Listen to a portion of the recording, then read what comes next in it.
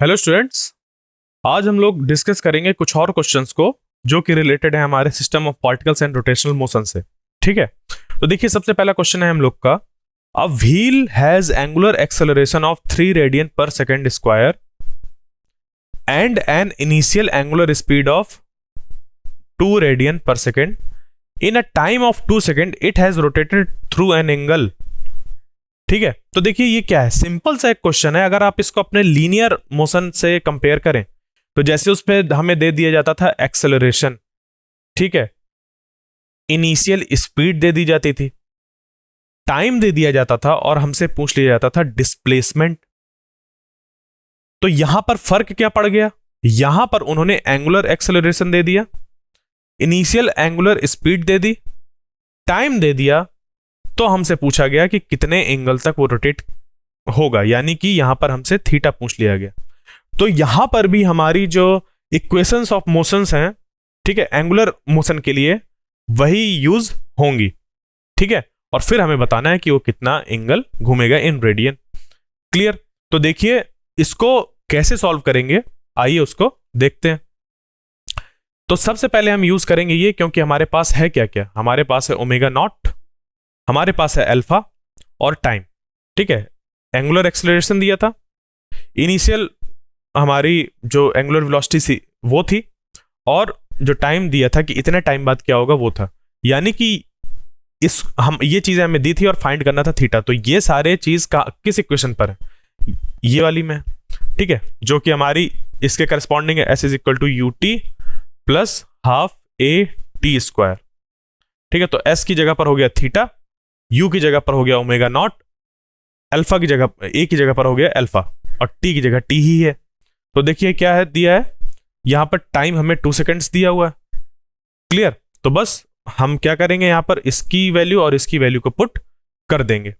तो जो omega naught हमें दिया था वो हो गया यहां पर ये 2 टाइम 2 सेकेंड्स, और जो अल्फा था वो था 3 और जो टाइम था वो 2। तो इसको जब हम लोग करेंगे तो हमारा थीटा निकल कर आ जाएगा 10 रेडियन। क्लियर? तो कितना सिंपल सा क्वेश्चन था। हमें इस पे इस तरीके क्वेश्चन जो होते हैं जहां पर कि सीधे हमें जो इक्वेशंस हैं, इक्वेशन ऑफ मोशन, उनको लगाना होता है। उस केस में हमें जो इंफॉर्मेशन दी है उसमें से ढूंढना होता है कि देखो ये चीज हमें दे दी गई।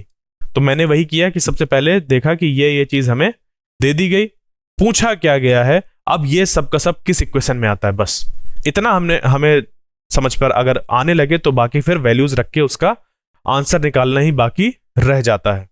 ठीक है, तो इन क्वेश्चंस को हम लोग इस तरीके से सॉल्व करते हैं। अब चलते हैं अगले क्वेश्चन पे। तो ये रहा हमारा question, a wheel of radius 1 metre rolls forward half a revolution on a horizontal ground. The magnitude of the displacement of the point of the wheel initially in contact with the ground is। देखो इन्होंने क्या कहा कि एक wheel है जिसका कि radius 1 metre है, एक व्हील है जिसका रेडियस 1 मीटर है, ये फॉरवर्ड डायरेक्शन में रोल कर रहा है। ठीक है, और कितना रोल किया इसने, half a revolution on a horizontal ground. कितना रिवॉल्व किया उसने, half a revolution on a horizontal ground. एक हॉरिजॉन्टल ग्राउंड में इसने ऐसे रिवॉल्व किया, कितना, आधा रिवॉल्यूशन। तो the magnitude of the displacement of the point of the wheel initially in contact with the ground, यानी कि शुरुआत में जो पॉइंट ग्राउंड में टच था उसका उसके डिस्प्लेसमेंट का मैग्नीट्यूड हमें बताना है। तो डिस्प्लेसमेंट यानी कि देखो जब ये रोटेट करेगा, जब ये ऐसे रोटेट करेगा तो ये पॉइंट जो है वो, तो जब अगर इसकी फाइनल पोजीशन आगे हम बनाएं तो ये कुछ ऐसे देखने को मिलेगी हमें कि ये वाला जो पॉइंट है ये हाफ रिवॉल्यूशन के बाद ये पॉइंट इधर पहुंच जाएगा। बट ये हाफ रिवॉल्यूशन के बाद जब ऊपर गया है तो देखो हमें बताना क्या है, हमें बताना है ये चीज कि इसने डिस्प्लेसमेंट कितना किया। ठीक है, ये आगे जब पहुंचा तो कितना आगे पहुंचा। तो देखो सिंपल सी बात है कि ये यहां से ये वाला पॉइंट जब ऊपर पहुंचा है तो जितना ये आगे बढ़ा होगा वो हमारा इसके हाफ पेरीमीटर के बराबर ही होगा। ठीक है, बात समझ पे आई? तो इसी चीज को हम यूज करेंगे और सॉल्व करेंगे इस क्वेश्चन को। तो ये है हमारे ऑप्शन कि कितना होगा। क्लियर। तो अब देखिए इसको सॉल्व करते हैं। तो इस पे हम कैसे सॉल्व करेंगे? सिंपली यहां पर लगाएंगे ये कि देखिए रॉड जो इनिशियल पोजीशन थी वहां पर पॉइंट ये था, जब ये कुछ आगे डिस्टेंस मूव किया और जो ये है यहां पर हमारा ये यहां पर पॉइंट पहुंच गया। ठीक है, अब हमें पॉइंट से पॉइंट के बीच में डिस्प्लेसमेंट बताना है। ठीक है, तो देखो यहां से यहां तक तो हमें पता चल जाएगा आसानी से, ये है पाई आर। ठीक है, जैसे कि मैंने अभी बताया था कि ये जो 2 पॉइंट है, इन 2 पॉइंट में इतना कितना डिस्प्लेसमेंट हुआ ये हमें तुरंत पता चल जाएगा। ये हमारा कॉन्सेप्ट है। अब जब हमें ये पता चल गया कि यहां से यहां तक जो डिस्टेंस पहुंची है वो कितनी है हमारी, जितना इसका हाफ पेरीमीटर था, तो हमने हाफ पेरीमीटर को यहां पर रख दिया और ये हाफ पेरीमीटर पता चल गया। ये हमें यहां से डिस्टेंस पता चल गई ये वाली, तो हम डायरेक्टली इस पॉइंट का जो डिस्प्लेसमेंट है उसको पता कर सकते हैं, क्योंकि डिस्प्लेसमेंट हमारा इनिशियल और फाइनल पोजीशन उस ऑब्जेक्ट का होता है, उसके बीच का शॉर्टेस्ट डिस्टेंस होती है हमारे डिस्प्लेसमेंट। तो इसी चीज का हमने यहां पर इस्तेमाल किया। क्लियर। तो ये हो गया यहां से यहां तक पाई आर, ये 1 और इधर 1, यानी कि ये पूरे डिस्टेंस हो गई 2 मीटर्स। क्लियर। तो बस इस पे लगा देंगे हम लोग पाइथागोरस थ्योरम, तो ये वाला हमें जो डिस्प्लेसमेंट है वो पता चल जाएगा, जो कि निकल कर आ जाएगा 2 square plus pi R square under root. ठीक है, तो इतना हमारा डिस्प्लेसमेंट निकल कर आ जाएगा। ये बात समझ पे आ गई कैसे इसको करेंगे? ठीक है, अब देखिए पाई आर क्या है? पाई आर हाफ पेरीमीटर है। जैसे मैंने बताया कि जब ये पॉइंट यहां से घूमकर यहां तक गया, यानी कि इसने जितना यहां से यहां तक गया होगा उतना ही ये पहिया आगे घूमकर यहां से यहां गया होगा। ठीक है, तो ये कितना है यहां से यहां तक? Half perimeter. सर्कल का पूरा पेरीमीटर कितना होता है? 2 पाई आर, तो हाफ कितना हो जाएगा इसका? हाफ, यानी कि 1/2 जब करेंगे तो ये हो जाएगा पाई आर। ठीक है, तो ये पाई आर हमें मिल गया।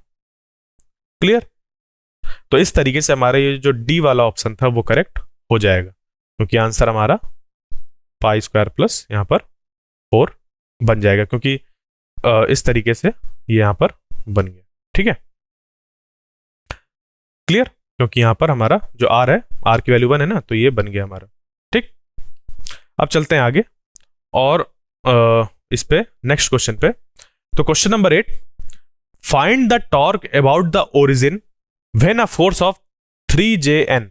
ठीक है, 3Jn ये क्या है? देखो n है हमारा यूनिट, j है डायरेक्शन और ये है मैग्नीट्यूड। क्लियर। तो इतना फोर्स एक्ट हो रहा है और हमें टॉर्क बताना है उस ऑब्जेक्ट में या उस पार्टिकल में अबाउट ओरिजिन। देखो टॉर्क हमेशा किसी पॉइंट के अबाउट देखते हैं, ऐसा नहीं बोल सकते कि ये ऑब्जेक्ट है इस पे हमारा टॉर्क एक्ट हो रहा है। अरे टॉर्क किस पॉइंट के अबाउट एक्ट हो रहा है हमें ये जानना जरूरी है। तो यहां पर हमें बताना है ओरिजिन के अबाउट। तो ओरिजिन अगर हमारा यहां पर है, ठीक है, 0,0, और जो फोर्स है वो हमारा कितना एक्ट हो रहा है? 3J। ठीक है, 3Jn फोर्स है। तो हमें बताना है कि जो वो पार्टिकल है हमारा उसमें कितना जो हमारा टॉर्क है वो जनरेट होगा अगर उस पार्टिकल की पोजीशन कितनी है? 2K metre. ठीक है, ये 2 किलोमीटर नहीं लिखा हुआ, ये ध्यान दीजिएगा, ये क्या लिखा हुआ है? 2K cap M। तो हमेशा जब भी हम लोग इस तरीके से वेक्टर्स लिखते हैं तो उसमें यूनिट होता है वेक्टर जो कि डायरेक्शन रिप्रेजेंट कर रहा होता है और मैग्नीट्यूड होता है, ये हमेशा याद रखिएगा। तो एक बार कभी भी इसको जब भी देखिए, कोई भी हम जब देखते हैं वैल्यू, तो उसको हमेशा उसकी यूनिट, उसकी अगर वो एक वेक्टर क्वांटिटी है तो उसका जो वेक्टर है वो, और फिर मैग्नीट्यूड, अगर स्केलर क्वांटिटी है तो मैग्नीट्यूड और उसका यूनिट, ये ढूंढने की कोशिश करिए। ठीक है, उसके बाद फिर चीजों को लेकर आगे बढ़िए, वरना गड़बड़ी हो सकती है। जैसे आप इसको समझ ले कि 2 किलोमीटर डायरेक्ट, तो फिर चीजें गड़बड़ हो जाएंगी। ठीक है, तो हमें क्या निकालना है? सिंपल टॉर्क निकालना है। तो टॉर्क का फॉर्मूला क्या होता है? टॉर्क का फॉर्मूला होता है R क्रॉस F। ठीक है, R क्रॉस F हम डायरेक्ट यूज कर सकते हैं। क्यों? क्योंकि ये भी वेक्टर फॉर्म पे दिया हुआ है और ये भी वेक्टर फॉर्म पे दिया हुआ है, तो R क्रॉस F हम डायरेक्ट कर लेंगे। क्यों? क्योंकि यहां पर ओरिजिन है, ठीक है, और ये ऐसा 3 डायमेंशनल है। थ्री डायमेंशनल में जो फोर्स एक्ट हो रहा है वो एक्ट हो रहा है इस डायरेक्शन पे, जे डायरेक्शन पे। और कहां पर एक्ट हो रहा है, उसका उस फोर्स के एक्ट होने की डायरेक्शन कहां पर है, या वो जो पॉइंट है वो कहां पर है, 2K पर है। ठीक है, 2 मीटर K पर है। ठीक है, तो 2 मीटर K पर, यानी कि अगर इसको हम X, Y और Z नाम दे दें इसको, तो 2 मीटर K पे, 2 मीटर्स K पर, और फोर्स की डायरेक्शन किधर है, J की तरफ। तो ये हमारा फोर्स की डायरेक्शन हो गई, और ये कितना है हमारा 3JN, ये हमारा फोर्स है, और ये हो गया इस पार्टिकल की पोजीशन। तो बस इस पॉइंट के अबाउट हमें टॉर्क फाइंड करना है। तो इसके लिए सिंपली हम क्या इस्तेमाल करेंगे, R क्रॉस F। तो इससे हमें उसकी डायरेक्शन भी पता चल जाएगी। क्लियर? क्यों? क्योंकि जो इस पे हमारे पास ऑप्शन है, उन ऑप्शंस में से हमारे पास हमें डायरेक्शन भी बतानी है, सिर्फ मैग्नीट्यूड हमें नहीं बताना है। ठीक है, क्लियर? तो अब देखिए इस पे R क्रॉस F है। ठीक है, tau is equal to R cross F। ये इतना आसान प्रॉब्लम है कि इस पे R क्रॉस F, यानी कि जो इसके ये है, R कितना है हमारा, K है। R कितना है हमारा, किस डायरेक्शन में है, K है। तो 2K क्रॉस F कितना है, 3J। तो 3 2 6 हो जाएगा, और इधर हो जाएगा K क्रॉस J। और हम लोग जानते हैं कि इस तरीके से अगर यहां पर I रखें, इधर J और K, ठीक है, तो I क्रॉस J जब करते हैं तो मिलता है K। ठीक है, I क्रॉस J करते हैं तो मिलता है K। ठीक है, और जब J क्रॉस K करते हैं तो मिलता है I। अब यहां पर है K क्रॉस J, क्या है, K क्रॉस J। तो K क्रॉस J हमारा हो जाता है -I, क्योंकि इसके अपोजिट हमें मूव करना होता है। तो यानी कि K क्रॉस J है तो वो हो जाएगा -I। अगर यहां पर हमारा I क्रॉस K होता, क्या होता, I क्रॉस K होता तो ये होता -J।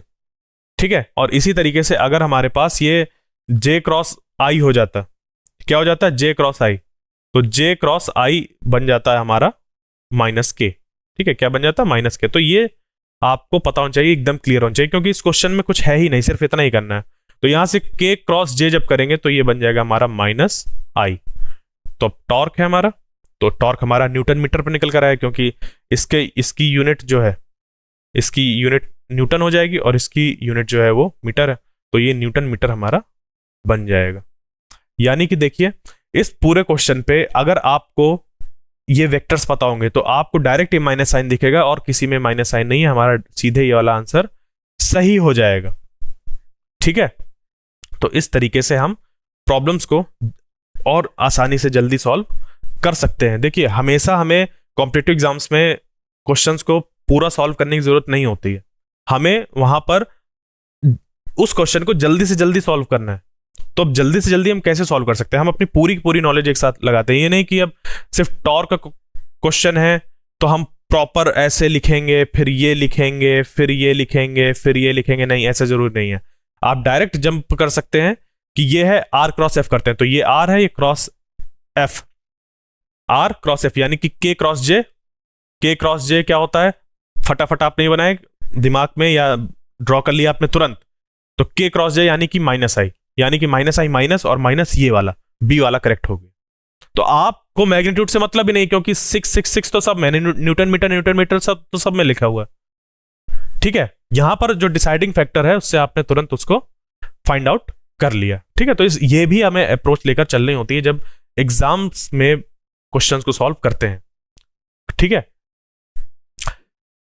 अब चलते हैं आगे, हमारा बी नंबर हमारा सही हो गया ऑप्शन। ठीक है, तो अब चलते हैं नेक्स्ट क्वेश्चन में। A solid cylinder of mass 2 kg and radius 4 cm is rotating about its axis at the rate of 3 round पर मिनट। ये RPM यानी कि राउंड पर मिनट है, या रोटेशन पर मिनट भी कह सकते हैं। The torque required to stop after 2 pi revolution is, हमें कितना टॉर्क की रिक्वायरमेंट होगी उसको रोकने के लिए 2 पाई रिवॉल्यूशंस के बाद।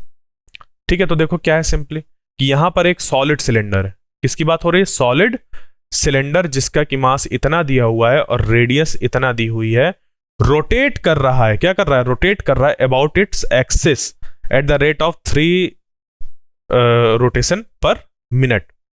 हमें टॉर्क बताना है कि कितना टॉर्क रिक्वायर्ड होगा उसको रोकने के लिए 2 पाई रिवॉल्यूशंस के बाद। ठीक है, तो इसको हमें टॉर्क बताना है, यानी कि सबसे पहले देखिए हम ऑप्शंस को देखते हैं। ऑप्शंस को हमने देखा तो यहां पर हमें मिल रहा है 2 × 10⁻⁶ न्यूटन मीटर, न्यूटन मीटर सब में। तो यहां पर यूनिट सबकी सेम है, यानी कि हमें यहां पर इसको कैलकुलेट करके देखना पड़ेगा, क्योंकि ये जो आगे वैल्यूज हैं ये सब डिफरेंट डिफरेंट हैं। ठीक है, कभी कभी क्या होता है कि यूनिट देखकर ही आंसर टिक किया जा सकता है। कभी कभी किसी एग्जामिनेशन में वो चाहते ही नहीं है कि आप इतना बड़ा क्वेश्चन सॉल्व करिए, यहां पर यूनिट ही ऐसी दे दी जाती है कि सिर्फ एक ही उस पे ऑप्शन होता है जिसपे कि टॉर्क की यूनिट होगी, बाकी किसी में टॉर्क की यूनिट ही नहीं होगी। तो आप क्या करेंगे, आप सॉल्व करते रहेंगे, जबकि आंसर तो आप से ये चाहिए था कि आप इसकी यूनिट को देख पा रहे हैं या नहीं देख पा रहे हैं। ठीक है, तो ये भी एक ट्रिकी क्वेश्चन होता है। क्यों ऐसा हुआ, क्योंकि आप इसको सॉल्व करते रहे, आपने टाइम अपना लगाया, और उसी टाइम पर जिसने इस चीज को नोटिस कर लिया होगा तुरंत इस पे आंसर लगाकर आगे बढ़ जाएगा और उस टाइम का यूटिलाइज करेगा दूसरे क्वेश्चन को सॉल्व करने के लिए। ठीक है, तो ये अप्रोच भी आपको लेकर चलनी है कि जो यूनिट्स होती हैं वो भी आपको सबसे पहले देख लेनी है, चेक कर लेनी है कि जो हमसे पूछा गया है उसी यूनिट्स पे सब हैं, ऐसा तो नहीं कि किसी डिफरेंट यूनिट्स पे हैं। उससे ऑप्शन भी हम एलिमिनेट कर सकते हैं, और ऐसे क्वेश्चंस पूछे गए हैं और पूछे आगे जाएंगे। ठीक है, अब चलते हैं आगे यहां पर कि इसको कैसे सॉल्व करेंगे हम लोग। तो देखिए सॉलिड सिलेंडर की बात थी, तो यहां पर हमारा रोटेशन हो रहा है, तो मोमेंट ऑफ इनर्शिया वगैरह हमें निकालकर इसको सॉल्व करना होगा कि जब वो इतना 2 पाई रिवॉल्यूशन कर रहा है तो उस पर हमें फिर कितना टॉर्क अप्लाई करना होगा उसको रोकने के लिए। ठीक है, तो इसका जो आंसर होगा हमारा वो होगा ए वाला। तो अब निकालते हैं इसको कि कैसे होगा। देखिए, according to the work energy theorem, हम जानते हैं कि वर्क डन जो होता है हमारा वो हो जाता है ये। ठीक है, वर्क एनर्जी थ्योरम, यानी कि ये देख लीजिए, ये जैसे लीनियर मोशन के लिए वर्क एनर्जी थ्योरम होती है, वहां पर क्या होता है हमारा work done is equal to change in kinetic energy, यही होती है ना। ठीक है, यानी कि एक मान लीजिए बॉल है वो, या एक कार है, या कोई ऑब्जेक्ट है, वो इनिशियल वेलोसिटी अगर u से मूव कर रहा था और उसकी वेलोसिटी फिर फाइनल वेलोसिटी v हो गई। ठीक है, अगर उस पर वेलोसिटी बढ़ी है तो किसी ना किसी ने तो वर्क किया होगा उस पर। आप सोचिए, आपके सामने एक बॉल रखी है उसकी वेलोसिटी 0 है, अब वो मूव करने लगी, उस पर एक वेलोसिटी v आ गई, तो उस पर किसी ना किसी ने तो वर्क किया होगा, तभी उस पर वो काइनेटिक एनर्जी आई है।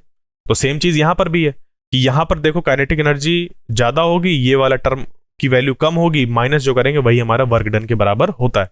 तो सेम चीज को हम लोग इस्तेमाल करेंगे यहां पर। क्लियर, तो ये हो जाएगा, क्योंकि रोटेशनल मोशन में है तो ये m की जगह पर जो इसके करस्पॉन्डिंग होता है वो i आ जाएगा, और जो इसकी वेलोसिटी है उसकी जगह पर एंगुलर वेलोसिटीज आ जाएंगी। ठीक है, ये हो गया। और जो हमारा वर्क डन होता है वो होता है टाउ थीटा। ठीक है, ये होता है हमारा टाउ थीटा वर्क डन। ठीक है, क्योंकि जैसे फोर्स इंटू डिस्प्लेसमेंट होता है लीनियर मोशन के केस में, यहां पर टाउ डी थीटा बोल लीजिए या टाउ थीटा, ये हमारा हो जाता है वर्क डन। तो हम इसको इसके बराबर कर देंगे क्योंकि ये चीजें दी हुई हैं, और इससे हमारा आंसर निकल कर आ जाएगा। ठीक है, तो देखिए थीटा हम लोग निकाल लेंगे कैसे, 2 पाई इंटू रिवॉल्यूशन जो था पर मिनट, इस तरीके से। तो थीटा हम निकालेंगे, और थीटा निकल कर आएगा कैसे, हमें दिया गया है कि 2 पाई रिवॉल्यूशन हो रहा है, तो 2 पाई इंटू 2 पाई ये हो गया 4 पाई स्क्वायर रेडियंस। इतना हमारा क्या हो गया, मूवमेंट हो गया, इतने रेडियंस उस पर मूवमेंट हो गया, जो भी हमारे पास सिलेंडर था। ठीक है, वो एक्सिस के अबाउट रोटेट कर रहा था, तो इतना उसने रोटेशन किया, या इतना इस पे एंगुलर डिस्प्लेसमेंट हुआ। ठीक है, इतने रेडियंस। ठीक है, तो रेडियंस पे कैलकुलेट करने के लिए हम लोग 2 पाई से मल्टीप्लाई करते हैं जब हमें रिवॉल्यूशन पर मिनट पे चीजें दी होती हैं, और वहां पर हमें ये दिया हुआ था कि जो 2 पाई है उतना रिवॉल्यूशन हुआ, तो 2 पाई इंटू 2 पाई हो गया हमारा 4 पाई स्क्वायर रेडियंस, ये निकल कर आ गया हमारा। ठीक है, अब यहां पर क्या करेंगे हम लोग, ठीक है, यहां पर ये देखिए पर मिनट है, तो यहाँ पर भी 2 पाई पर मिनट, 2 पाई इन 2 मिनट करके कर दिया गया। एक्चुअली यहाँ पर रिवॉल्यूशन अगर लिखा जाए, ठीक है, तो हमारा चीज ज्यादा सही रहेगा, 2 पाई इन 2 रिवॉल्यूशन। तो इससे हमारा आसान हो जाएगा, क्योंकि उस पर 2 पाई रिवॉल्यूशन हो तो डायरेक्ट 2 पाई रिवॉल्यूशन रखेंगे, रिवॉल्यूशन की जगह पर 2 पाई, तो 2 पाई इंटू 2 पाई 4 पाई स्क्वायर रेडियंस हमारा निकल कर आ जाएगा। ठीक है, तो इस तरीके से हम इसको करेंगे आगे। और अब जो इनिशियल थी वो ये थी, फाइनल ये हो जाएगी। क्यों? क्योंकि इनिशियली तो इस एंगुलर वेलोसिटी से वो रोटेट कर रही थी, बट फाइनली वो तो स्टॉप हो गई ना, तो फाइनली तो इतना हो गया रेडियन पर सेकंड, इतनी उसकी एंगुलर वेलोसिटी निकल कर आ गई। ठीक है, तो इस तरीके से हम लोग यहां पर आगे चलते हैं। अब उसके बाद इन वैल्यूज को जब पुट करेंगे इस पे, तो ये हमारा निकल कर आ जाएगा यहां पर। क्यों? क्योंकि देखिए वर्क डन की जगह पर टाउ थीटा हो गया, और ये फाइनल जो है हमारा वो हो जाएगा 0, इनिशियल हो जाएगा हमारा जो ये है, इसको यहां पर पुट करेंगे। ठीक है, तो 3 pi into 2 pi divided by 60।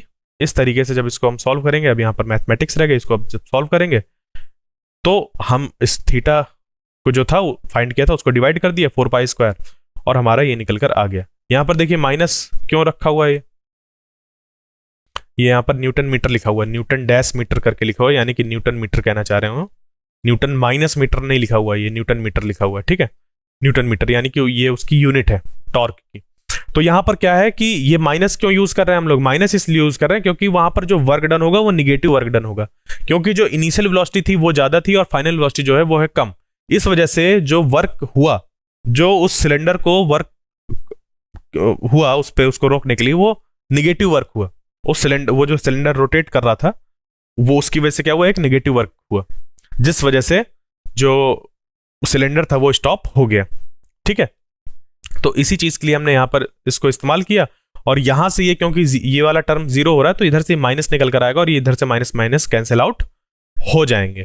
ठीक है, तो और फिर हमारा ये टाउ निकल कर आ जाएगा 2 इंटू 10⁻⁶ न्यूटन मीटर। तो इस हिसाब से हमारा ये जो ए नंबर था वो ऑप्शन करेक्ट हो गया। क्लियर? अब चलते हैं अगले क्वेश्चन में। तो a rope is wound around a hollow cylinder of mass 3 kg। ठीक है, एक रोप को वाउंड किया गया है एक हॉलो सिलेंडर के अराउंड, जिसका की मास कितना है, 3 kg है। हॉलो सिलेंडर, ठीक, और इसका इस पे वाउंड किया गया ये, एंड जो इसका रेडियस है वो कितना है, 40 सेंटीमीटर है। तो मास हो गया हमारा 3 kg, रेडियस हो गया 40 सेंटीमीटर या 0.4 मीटर्स। ठीक है, उसके बाद what is the angular acceleration of the cylinder if rope is pulled with the force of 30 Newton. कितना एंगुलर एक्सेलरेशन आएगा अगर उस सिलेंडर की रोप को क्या किया जाए, पुल किया जाए with the force of 30 Newton. अब समझिए इस चीज को, ये बना कैसे। मान लीजिए कि मैं आपको एक हॉलो सिलेंडर बनाऊं इस तरीके से आपके और इसकी जो एक्सिस है वो ऐसी है, हॉलो सिलेंडर है ये। ठीक है, यानी कि मैं इसको इस तरीके से दिखा रहा हूं, ये हॉलो सिलेंडर। ठीक है, तो इसका सिर्फ ये वाला पार्ट दिखेगा ऐसे, ये हॉलो सिलेंडर। ठीक, अब ये हॉलो सिलेंडर जो हमारा यहां पर बना हुआ है, ये हॉलो सिलेंडर में एक रोप लपेट दी गई। क्या लपेट दी गई? रोप। ये जो रोप है, ये रोप में ऐसे लपेट कर इसको ऐसे मान लीजिए लटका दिया गया। ये इसकी एक्सिस है। ठीक है, ये इसकी एक्सिस है। तो ये जो यहां पर हमारा हॉलो सिलेंडर है, इसको जब हम क्या कर रहे हैं, इस पोजीशन में इस रोप से इस पे अप्लाई कर रहे हैं 30 न्यूटन। ठीक है, क्या अप्लाई कर रहे हैं, 30 न्यूटन। तो होगा क्या इसकी वजह से, अगर इसका एक क्रॉस सेक्शन हम देखें कि ये हमारा हॉलो सिलेंडर है। ठीक है, ये हमारा हॉलो सिलेंडर है, इस हॉलो सिलेंडर की ये एक्सिस है, इस एक्सिस के अराउंड ये हमारा हॉलो सिलेंडर है, और यहां पर ये ऐसे रोप बंधी हुई है। ठीक है, और इस रोप का ये वाला पॉइंट ऐसे लटका हुआ है, और इस पे अप्लाई हो रहा है 30 न्यूटन का फोर्स। ठीक है, तो उस फोर्स की वजह से, और क्योंकि ये इस जगह पर ऐसे अप्लाई हो रहा है, तो यहां पर लगेगा टॉर्क। क्या लगेगा? टॉर्क अप्लाई होगा, और उस टॉर्क की वजह से यहां पर हमें मिलेगा एंगुलर एक्सेलरेशन। तो हम इस फोर्स की वजह से टॉर्क कैलकुलेट करेंगे और उस टॉर्क को बराबर कर देंगे आई अल्फा के, ठीक है, क्योंकि फोर्स जैसे होता है हमारा मास इंटू एक्सेलरेशन, ठीक है, उसी तरीके से यहां पर टॉर्क को हम आई अल्फा के बराबर कर देंगे। तो टॉर्क हम लोग यहां पर निकालेंगे कैसे, आर क्रॉस एफ करके, ठीक है, आर क्रॉस एफ इसको बराबर हो जाएगा आई अल्फा के, या फिर आर एफ साइन थीटा भी हम लोग यहां पर अप्लाई कर सकते हैं और ये हो जाएगा आई अल्फा के बराबर। तो जब ऐसा हो जाएगा यहां पर फिर हम लोग इसको आई से डिवाइड करके यहां पर अल्फा की वैल्यू हम लोग फाइंड कर लेंगे, जो कि हो जाएगा R F sine theta divided by I is equal to alpha. अब देखो क्योंकि ये हॉलो सिलेंडर है और हॉलो सिलेंडर का जो मोमेंट ऑफ इनर्शिया होता है, अगर इसका मास m है और इसकी रेडियस अगर r है, तो मोमेंट ऑफ इनर्शिया इसका होता है M R square, similar to जो एक थिन रिंग होती है उसके बराबर ही होता है एक हॉलो सिलेंडर का, उसकी एक्सिस के अबाउट मोमेंट ऑफ इनर्शिया। तो इसको जब यहां पर हम पुट करते हैं तो ये बन जाएगा ये चीज। तो बस इनमें हम लोग को वैल्यू रखनी है और हमारा आंसर निकल कर आ जाएगा, ठीक है। तो बस इसी अप्रोच को लेकर हम लोग आगे बढ़ेंगे और देखेंगे कि किस तरीके से इसको सॉल्व करना है। अगर आपने सॉल्व कर लिया है तो अब देखते हैं कि आपने क्या आंसर किया है, वो आपका सही है या नहीं। तो इसका जो आंसर होगा वो होगा बी, ठीक है, बी यानी कि ये 25 रेडियन पर सेकंड स्क्वायर। इसका आंसर कितना होगा, 25 रेडियन पर सेकंड स्क्वायर। तो आइए देखते हैं इसको वैल्यूज पुट करके कि कैसे यहाँ पर कितना आंसर निकल कर आएगा। तो देखिए जैसे मैंने बताया था कि ये इसका सेंटर से ऐसा यहाँ पर इसका रेडियस हो गई 40 सेंटीमीटर और यहाँ पर लग रहा है फोर्स इधर 30 न्यूटन का। तो यहाँ पर हम इसका टॉर्क कैलकुलेट करेंगे और उसको आई अल्फा के बराबर रख देंगे। तो देखो आर हमारा ये हो गया, फोर्स हो गया 30 न्यूटन, अल्फा हमें फाइंड करना है, तो टॉर्क होता है आई अल्फा और साथ ही में ये हो जाएगा एफ क्रॉस आर, ठीक है, एफ क्रॉस आर बराबर M R square alpha, I क्योंकि होता है हमारा M R square thin cylinder के केस में, और इसको हमने रिवाइज भी कराया था अपने पिछले लेक्चर्स में, ठीक है। शुरुआत के जो इसके लेक्चर्स थे system of particles and rotational motion पे बेस्ड जब हम लोग क्वेश्चन करना स्टार्ट किए थे उस पर आपने डिस्कस भी किया था, ठीक है। तो आप इसको अगर नहीं पता आपको तो याद कर लीजिए, पता है तो रिवाइज कर लीजिए। तो इस तरीके से यहां पर ये आ गया। अब जो ये है यहां पर एफ आर साइन थीटा हमारा बनेगा और साइन थीटा की अगर हम लोग वैल्यू देखें थीटा, तो देखो जो आर है वो इधर है और जो एफ है वो इधर है, यानी कि आर क्रॉस एफ, आर की डायरेक्शन ये हो गई और एफ की डायरेक्शन इधर हो गई, इनके बीच का एंगल कितना है 90 डिग्री। तो साइन 90 की वैल्यू कितनी निकल कर आ जाएगी 1।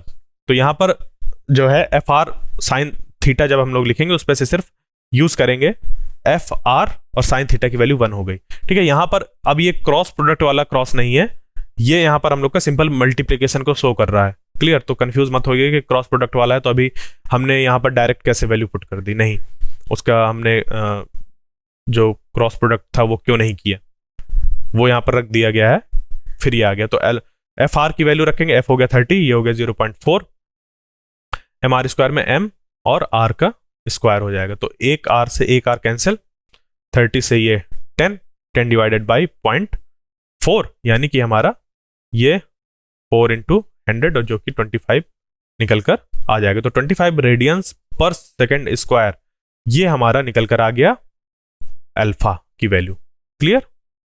इस तरीके से इन प्रॉब्लम्स को हम लोग सॉल्व करते हैं, ठीक है। तो बहुत ढेर सारे कॉम्पिटिटिव एग्जाम्स पे, चाहे वो इंजीनियरिंग के हों चाहे वो मेडिकल में के लिए हों, तो वहां पर इस तरीके के क्वेश्चन हमें देखने को मिलते हैं, ठीक है। तो आज के लिए इतना हम लोग क्वेश्चंस को सॉल्व करेंगे और बाकी क्वेश्चन हम लोग इसके नेक्स्ट लेक्चर में सॉल्व करेंगे। तो आई होप जो आज की चीजें थी वो आपको समझ पे आई होंगी, कॉन्सेप्ट्स भी आपके डेवलप हुए होंगे और साथ में रिवीजन भी हुआ होगा। नेक्स्ट लेक्चर तक के लिए थैंक यू।